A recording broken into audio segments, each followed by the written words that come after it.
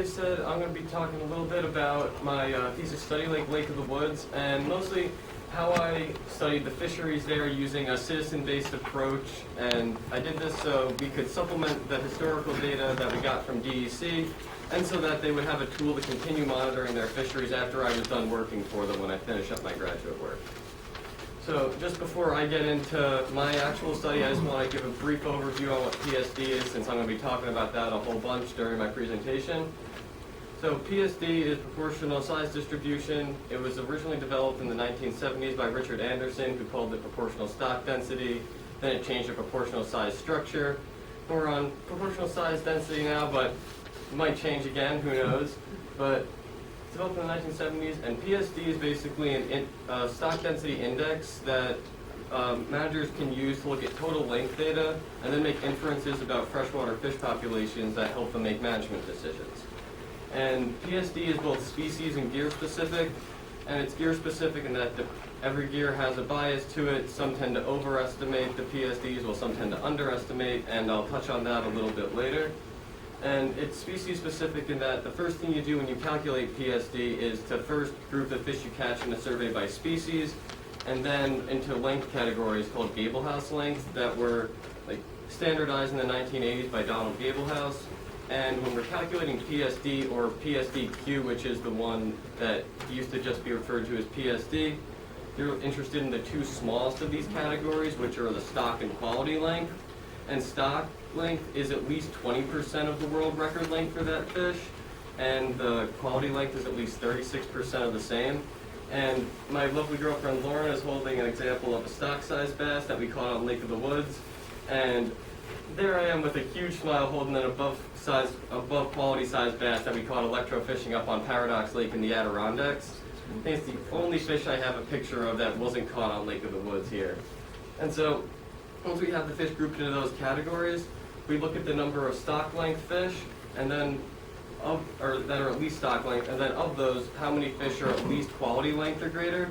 And then you can look at that kind of like a binomial proportion, where the number of stock length fish are your number of trials, and your number of quality length fish or greater are your number of successes.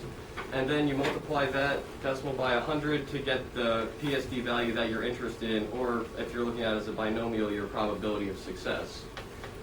So the study site, as I mentioned, was Lake of the Woods, New York.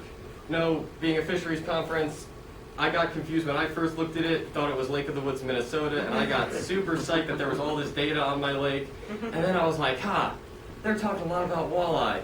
And I looked at the DEC's list of species for my lake. I was like, there are no walleye in here. And as you'll see with my data, there are no walleye in the lake, so pretty easy to tell them apart looking at fisheries data. But Lake of the Woods, New York is around 172 acres. It's an oligotrophic dimictic lake up in Jefferson County, New York, right up there near the Canadian border. Has a maximum depth of around 26 meters and has a 2-story fishery, so it supports warmwater fish like large and smallmouth bass, as well as lake trout and landlocked Atlantic salmon that are stocked every year by the DEC. And so getting into the study, the first thing I did was go and look at the species lists for Lake of the Woods, and I came up with this list that I have broken up by warm and cold water species. And we caught all of these during the course of our angler logbook program except lake whitefish, and they were caught in one of the more recent DC surveys, so we think that it's just evasion and that people weren't fishing real deep for them or fishing the right way for them. So we think they still exist in the lake. And we also have a bunch of smaller bait fish, like a bunch of different types of shiners and rudd, but they were outside the scope of this study since they don't have Gablehouse lengths and we couldn't calculate PSD for them.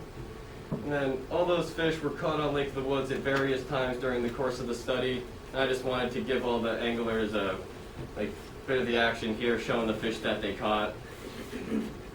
And so I also want to give a little bit of credit to the people that studied the fisheries on the lake before we got there. And the first study of the lake occurred in the 1930s by the Department of Conservation, which was the predecessor to what's now our DEC. And they noted an abundant black bass population, and looking at old newspaper articles from the early 1900s, that was pretty well supported. And the black bass species like large and smallmouths are still really popular fish to target on the lake, and they're pretty abundant. I love going fishing there, and it's nice being able to go do thesis work and get to go on fishing trips at the same time. Pretty cool. And so after that, there was really nothing done until they got a public boat launch put in the late 80s.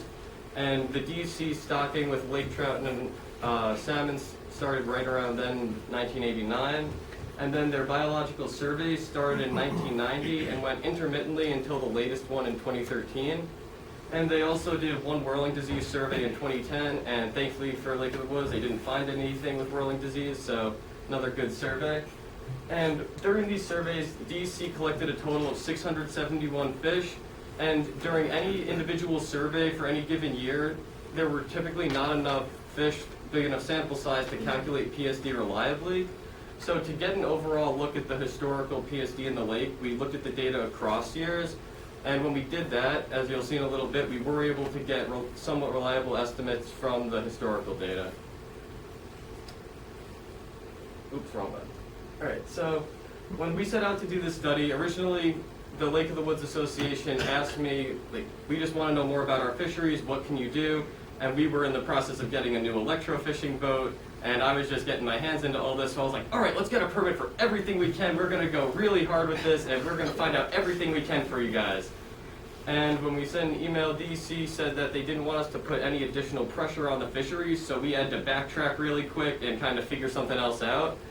And we figured if we couldn't put any additional pressure on it, but people were going to be fishing the lake anyway, because we have a bunch of avid anglers up there, we just talked to them and said, hey, would you be willing to help us out if we give you a standardized measuring board and teach you how to record the total lengths correctly? Can you type all of your stuff into a Google form for us and help us out?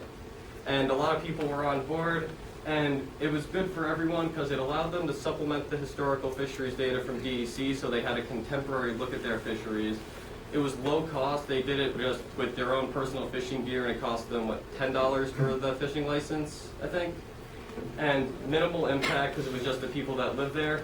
And as you can see with that happy guy holding the largemouth he caught, it increases stakeholder involvement. They're having a great time, so it was a great project overall. We even ran a small local fishing tournament over the summer for them. And that's one of the logbooks that we had, and some people were great about putting their data into Google Forms, and some people just gave me the books and I got to have a whole fun couple days of data entry. But when we were looking at this, for calculating PSD, the most important things here were their angler ID numbers, so we could attribute catches to the right angler. Obviously the species, the total length, the date, and the location in the lake in which they caught the fish, and I'll explain why that one's real important in a second. And we were also recording all the fish they caught, and there were no minimum lengths like a normal creel survey where they're just reporting what they're harvesting. I'm pretty sure every fish, at least from what people reported to me, they were just catch and release fishing back into the lake for this survey. So they were able to report everything just because they weren't harvesting it. So as I said, we broke the lake up into different sections, and we used those sections to help us let me restart that one real quick. But we wanted to account for the variability among and within anglers and the sites in the lake, and that one angler could catch a lot more fish than others, as one of my anglers caught about a third of the fish, and one caught about 4 fish. People got sick, things happened, so we didn't want one angler's data to drive our PSD estimates, and we also didn't want one site, if one spot was a bit more popular, to drive it. So we first broke the lake into these 5 sections, and we broke it up by identifiable landmarks, like the line right there are power lines that cross the lake. This is a really specific outcropping, and we determined that it would be easier for the folks on Lake of the Woods to visually determine where they were in the lake, rather than dropping pins on their phone, because a lot of folks either didn't have smartphones or they didn't know how to drop a pin on them, and the cell service up there was really patchy, so we determined this would be a much easier way for them to do it. And so we got the 5 sections, and then in each section we had one offshore section, which was any area with a depth of over 25 feet, and then 2 inshore areas that were designated by whichever shoreline the angler was fishing on. And then we took those spatial units and the angler ID numbers, as I mentioned before, and those were used as random effects in a generalized linear mixed model. And those random effects are what allowed us to account for all that variability among and within the anglers and the sites. And so the first thing we did was if this, oh no, okay. Yeah. So Yesterday, they were having some issues with the computer and they kept it close by. Okay, go on, I can advance it. Okay, cool. Yeah, I'll point to you for the next slide, or I'll point at you and you can act like this thing works. Good. All right, next slide. All right, so the first thing we did was we took the DEC data combined across years, which is shown in dark gray, and then the our angler data without the random effects. We just looked at the species and calculated PSD from the data that we had. And when we did that, knowing the anglers that were going out fishing, I had one guy who has a tattoo of a measuring board up his leg, hardcore fisherman, and we expected their PSDs to be a bit overestimated from the historical data. And we saw that in a couple of them for the, well, I think we skipped the first one, but for the bluegills, largemouth, northern pike, perch, or pumpkin seed and yellow perch, we had higher PSDs, and then because this skipped over, we also saw that we had lower PSDs for some of the species, like the black crappies, lake trout, rock bass, and smallmouth bass. And so when we were looking at that, we think some of it could be due to small sample sizes because we weren't able to collect as many of each species as I had hoped. But also, we would like to, in the future, run a gear comparison study and run this angler program side by side with maybe electrofishing and a couple netting surveys to see how it measures up based up against those more standardized methods of sampling. And so next, we combined the DEC data set and our angler data set into one combined data set in what we called our combined model.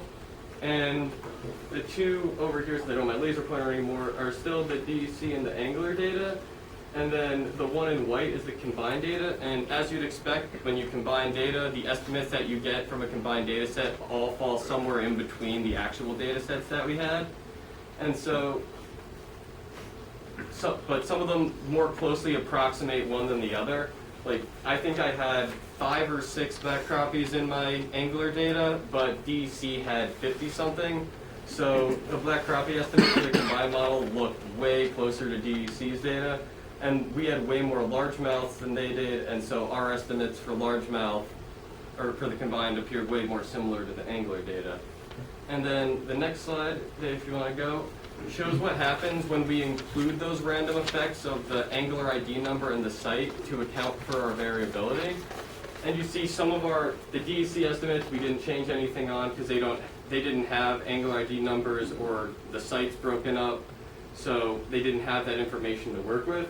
But when we put the random effects into our angler model, the uncertainty we had in all of our estimates increased, at least for most of the species, but they were more honest, accurate estimates.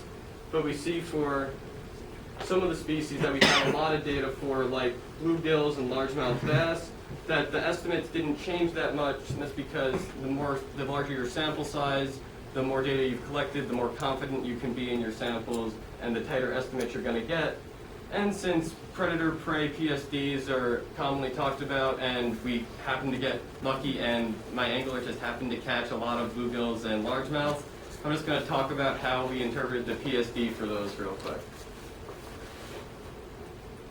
All right, so when you're interpreting PSD, you can look at it 2 ways, both in what it means in terms of the length frequency distribution of the population, but also what it means in terms of management implications. So when we looked at this, we had a bluegill PSD-Q of around 91 and a largemouth bass PSD-Q around 57. So that meant the bluegill population was dominated by more large individuals, and the largemouth population was a bit more balanced. And if you look in the Centricate sampling manual for New York, they have this tic-tac-toe plot that you can plot the predator and prey PSDs. And when I plotted mine, I landed up there in square B of the plot, which if you don't have the book and you haven't memorized the book, square B means literally nothing. But if you have that book and you have the interpretations, it's great. And you look at that, and it says that you can expect good fishing in the lake for both of these species, but there could be having issues with recruitment, which on Lake of the Woods makes sense due to the limited littoral zone that these species need to develop, and that they could be susceptible to overharvesting.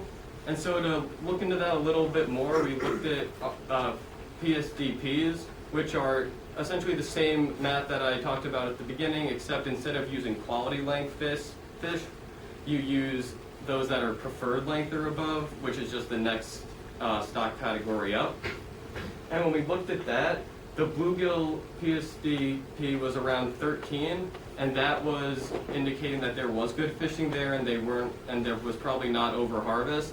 But the largemouth PSD-P was around 6, which was a bit lower than the book wanted, so it said that they might be being overharvested. And so, talking to a bunch of the anglers on the lake, it seems like they practice catch and release fishing for the most part, but when I write my management plan for them, I'm going to recommend that they continue catch and release fishing, possibly decrease their harvest of largemouth bass to let them grow a bit larger and bounce and get a little bit better fishing for them there. And next slide, please, Dave. And so, like any study that anyone's ever done, you always have room for improvement. And like I was saying before, we came up with this on the fly as a workaround so we could give my lake association that I'm working with something to a contemporary view of their fisheries. And so, in the future, if anyone was going to do this program, or even when Lake of the Woods does it again next year, we're going to recommend increasing your sample sizes, because as we saw, the fish with the largest sample sizes had the most reliable estimates of PSD, and shouldn't be too much of a hard sell for anyone. If anyone here, last conference I gave this talk, I had to ask, does anyone know an avid angler, but it's kind of a redundant question here. So how hard would it be to convince any of you, like, oh, I have to go out fishing again to get more data? Like, shucks.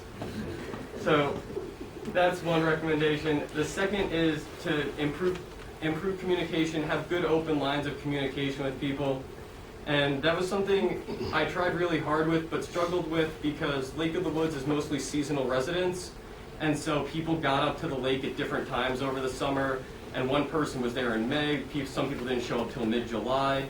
And so I didn't have one day where I could get everyone together, sit them down, just like, here's what I need from you. Here's how we're going to do it. What do you guys need from me? And so I think that having a training day would be incredibly useful for something like this, to just get everyone on board with it. And again, it would be feasibility of size. I only had 10 anglers working with me, so if I had been able to organize everyone into one room for a day, wouldn't have been too hard, but depending on the size of the lake and the scale you're working with, that could get a little bit more difficult. And also, if you have those open lines of communication, you can employ sequential sampling, where if I had been able to be in a bit more contact with my anglers, I could have seen, like, all right, they caught a ton of largemouth and a ton of bluegills. Let's have them go target the Lakers and the crappies or something, and we'll get PSD estimates for more species. And if you're talking to people, you can do that more easily. And the other thing is, we hope that we can include other assessment tools with this program in the future, because using PSD is just one snapshot of the fishery, and without more interpretive information, you can possibly make wrong calls or lead to improper management decisions. So we want to include something like CPUE or fish conditions, like relative weight, or different growth assessments, just to get an even more clear picture of what we're working with. And so, just wrapping up, we were shown with this study that angler logbook programs coupled with analysis via a generalized linear mixed model may be a useful tool to evaluate warm water fisheries. I think it could also be applicable to cold water fisheries. However, my anglers really didn't target them. I only had 1 or 2 people with a downrigger, so they really weren't hitting the cold water species. But as mentioned before, it was really low cost. People just got to go out and fish. I got to go out and fish to help out, so that was a lot of fun. It's low impact because it relies on the local anglers in the area. It increased stakeholder involvement, the daughter of the president of my lake association, and it allowed us to supplement the state collected data that DEC gave us.